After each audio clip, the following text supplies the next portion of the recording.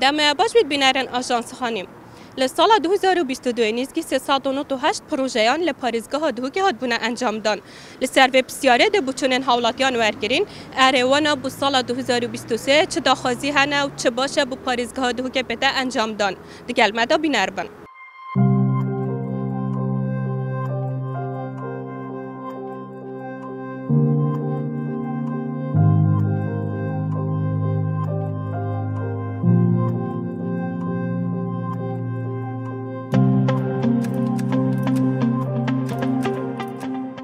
خودی ام دست خوشی الحکمت هرما کردستان کین کوان تشتت هنی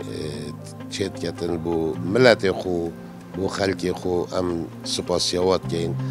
بس ام هی ویدیارش حکمت خاصة بالنسبة للدهوكي شارع الدهوكي تشنينن هر ویگا و محلا شیلی هندک شارع لی هینی باور بکه کرمت کتینه هوی دیت کتینه و جام هیویاش حکمت اتیان حکمت برای خودت اوان پروژاجی بوی خلقی چه کتن کدا خلقك بمرتاح بيتن وافصاله افجي بنسبه افجي كيما همي فيات كاين حكمت خوب تيكي هاري كاري بكتن زحمت بيبتن آوه بو هولاتيا جي زيده كان وكهرباء بو هولاتيا زيده كان كساكي ورزشوانم ناحيه ورزشي اسشم بجم يعني راست عندك كوريت هاتي نكرنيت ورزشي كان مينا وان ملاعبت باش شد بتخاصة شون يانا دهوك يعني ملعبك قالك ريكوبيك ما يعني في دولتية هاي بيتنامن اسوكو يعني بحث طبابيت كم شكي ورزش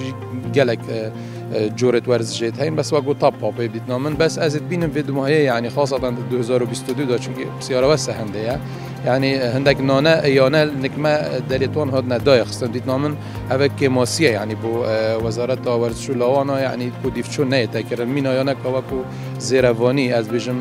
مبخو کار لکری یانا زیروانی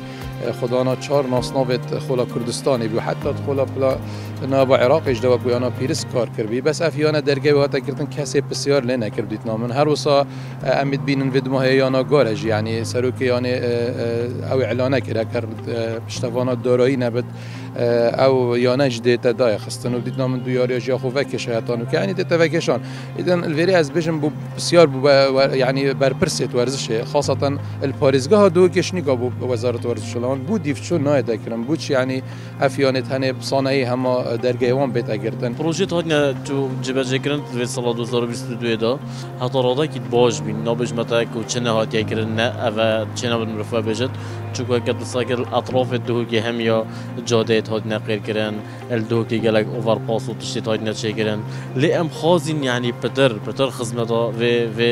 شعبی بتاکرن پتر خدمتا و پاریزگاهی بتاکرن چون اف پاریزگاه همی او نوید خدان شهید و خدان هکر بجن خدمتا گلک همی آکریبو و پاریزگاهی و جال حکمت جی پیرویه پتر خدمتا و دوریه بکن کودا پتر چه بجمتا يعني كسان الجشتو جزار زيادة من الدهو كي جهد جشتو جزار وكان كو خلق بياني بدر سردان پاریزگاه دو